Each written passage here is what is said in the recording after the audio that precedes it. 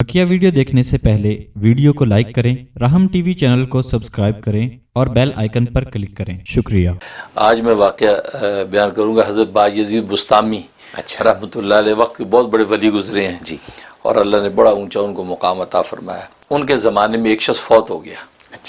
जब इंतकाल हो गया तो अल्लाह के यहाँ उसकी पेशी हुई, इसलिए कि इंसान जब मर जाता है तो अल्लाह के यहाँ असल में दो पेशियाँ होती हैं जी।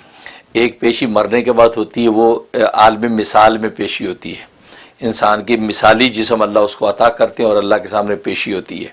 ये जो वाक़यात अहादीस में या आम तौर पे लोग सुनते हैं ना, फ़लाँ की अल्लाह के सामने पेशी हुई, अल्लाह ने उसकी बख्शिश कर दी, अल्लाह ने उसके लिए जन्नत का दरवाज़ा खोल दिया, ये आलम मिसाल की पेशी है। अच्छा। एक आलम उनसरी की पेशी, उनसरी का मतलब ये जिस्म खाकी जो हमारा असल जिस्म है, ये जिस्म खाकी के साथ जो पेशी होगी ये आलम उनसरी की पेशी है, ये क़यामत में होगी।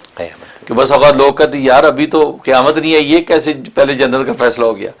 तो ये आलम मिसाल की पेशी होती है जो पहले होती है। तो वो फौत हो गया तो उसकी आलम मिसाल में अल्लाह के यहाँ पेशी हुई, तो अल्लाह तबारक व तआला उसको देखा, उसका नामा अमाल देखा, तो अल्लाह ने नामा अमाल के बाद मलाइका से कहा कि या मलाइकती इंतलिकू अब्दिल जन्नह, मेरे बंदे को जन्नत में दाखिल कर दो जी। अच्छा, वो बड़ा गुनाहगार, अपने वक्त का बड़ा फासिक और पापी था। वो बड़ा हैरान हुआ कि भाई मेरी बख्शिश, मैं तो सुना था कि भाई ये तो यहाँ तो एक ही पाई का हिसाब हो, मेरे तो बड़े बड़े गुनाह जी और छोटे तो बेशुमार। तो उससे अल्लाह से सवाल कर दिया कि ए रब्बे ज़ुल जलाल, ये गुस्ताखी बस है, माजरत के साथ मेरी बख्शिश किस बेस पे हो गई?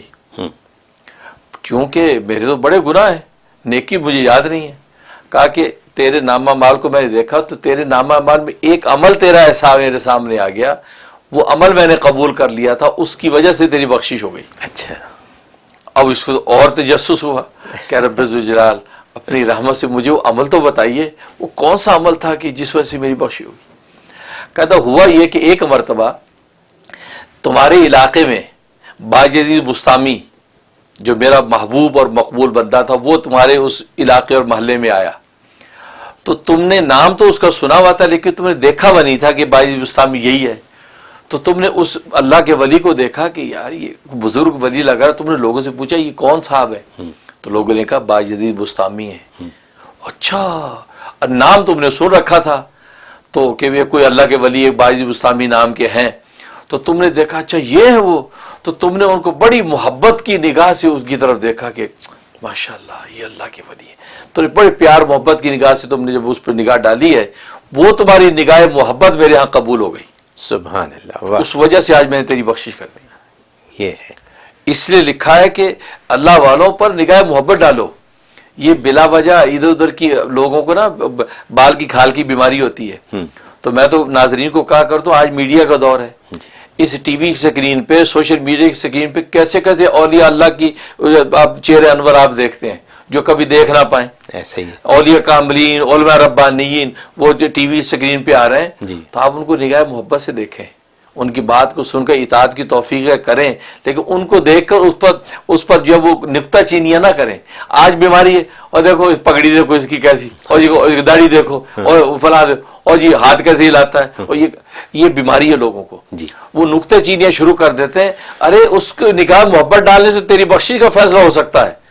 और आज ये सोशल मीडिया और टीवी की स्क्रीन पे तो कितने औलिया कामलीन और उलमा रब्बानी सुबह शाम आ रहे हैं, इशाद दीन के तुम्हारे सामने बैठे होते हैं, हर वक्त अल्लाह अल्लाह आपको बता रहे होते हैं। आप मोहब्बत से देखें, आप तनकीदें ज्यादा ना करें, क्योंकि तनकीद करने का आपको फायदा नहीं होगा, लेकिन निगाह मोहब्बत डालने से हो सकता है अल्लाह के कबूल हो जाए और उस वजह से बख्शिश हो जाए। क्या बात है, वाह बहुत बड़ी बात है, बहुत ज़बरदस्त बात है हज़रत। ये ऐसा ही होना चाहिए।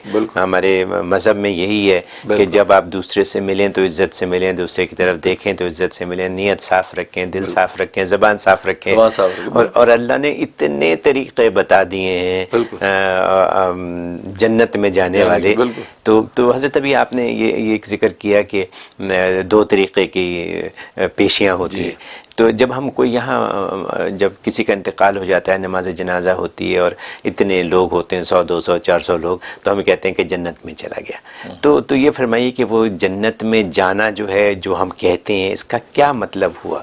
बेसिकली तो वो कब्र में गया। बिल्कुल, असल में वो कहना हमारी एक दुआ होती है असल में। अच्छा, जन्नत में चला गया, मतलब अल्लाह से दुआ हमने कर दी कि अल्लाह इसको जन्नत में दाखिल कर दे। अच्छा, वरना हमारे कहने से ना जन्नत में जा सकता है, वो तो ईमान और अमल साले पर फैसला होगा जी।